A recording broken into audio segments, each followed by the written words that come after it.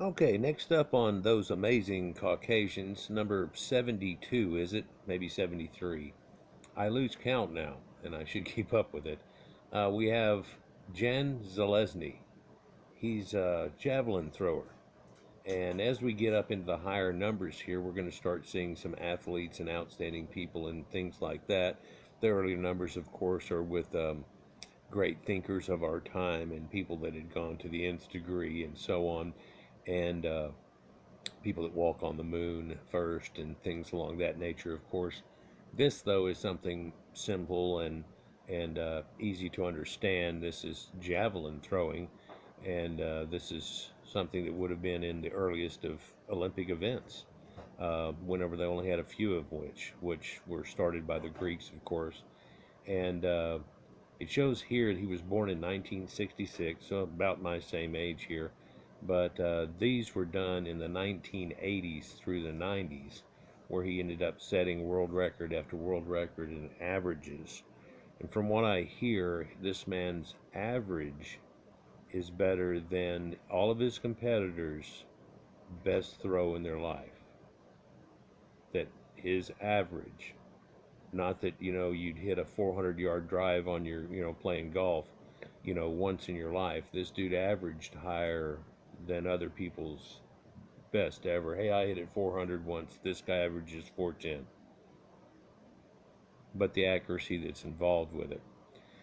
This is a sport which involves dexterity and strength, and therefore it's not something that you can get steroided up and really make you help out very much, although all of our modern athletes you see are bulked up in this matter. If you look at this guy, he looks fairly normal, 6'1", 185, 190 pounds or so. Someone will correct me down there in the comments.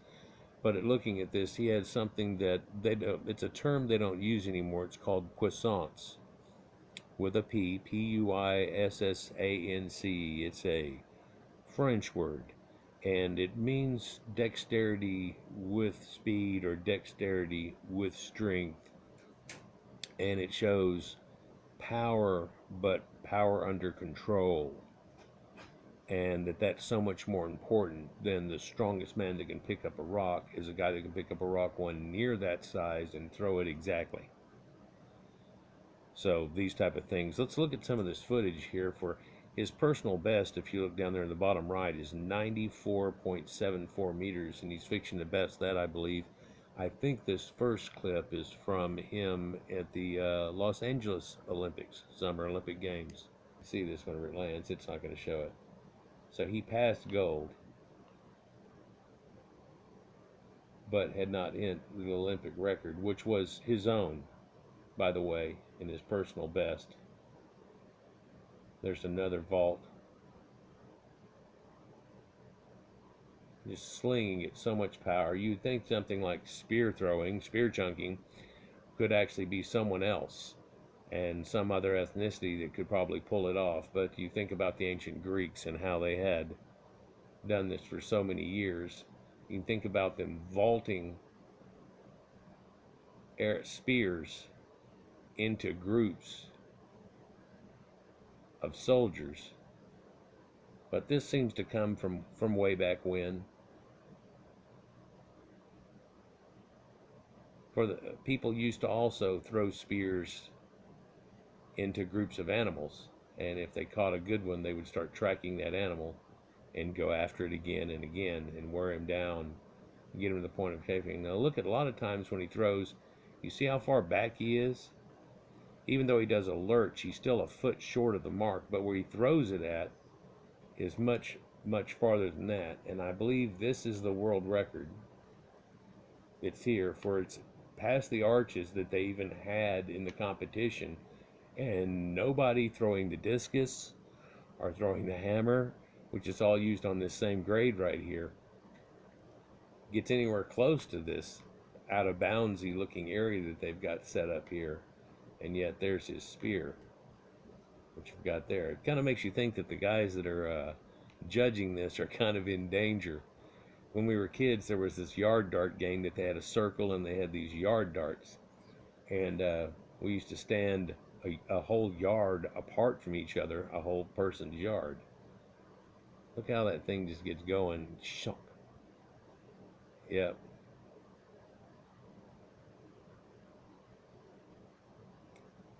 So anyhow, there are some people that stand out in their sport, and there are other people that transcend it to a certain point.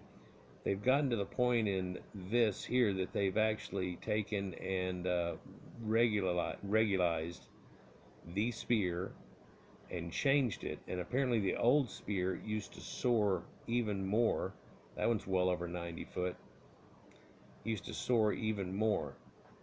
Now somebody down in the comments of this video said that there were, at the time of him writing it, which it's 6 years old, he said there was 84 people that have thrown over 90 meters. 84 throws that have ever gone over 90 meters. And that he himself had done 52 of them. Well, that's just amazing. That one's well over 90 meters too. Here he is on his third attempt. Let's see where this one goes to.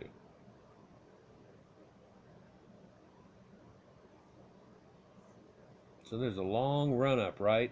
And then he throws it, and you can see he's 10 foot short of it whenever he lets it loose and has to make sure he doesn't go over. That barely beat 90 meters, but it still beat 90 meters.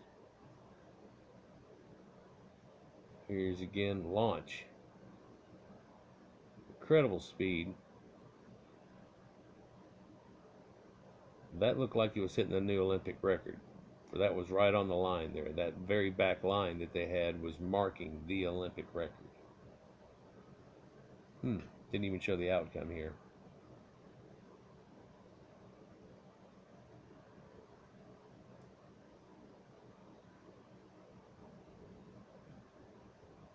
There's another one. Wasn't quite 90 feet, 90 meters. You think about 90 meters, that's basically throwing a spear 100 yards or a football field. Look at his launch here. They say that the way he twists and contorts and plants his leg is what lets the thing release with so much power.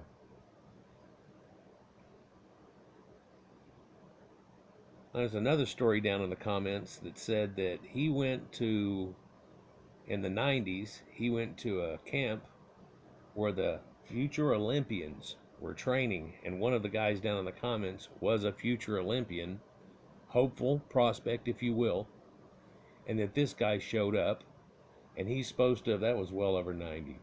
This guy was supposed to have, I believe this one might be another one that's well over 90. Look how short he is of the mark, and yet he still puts it, oh, they're not going to show it. Look how far back he ends up releasing it. Yeah, he's got 10 foot, but the thing just soars. They say the old style used to soar a whole lot more. Now they've done the new ones, it doesn't go near as far. But there again is the situation.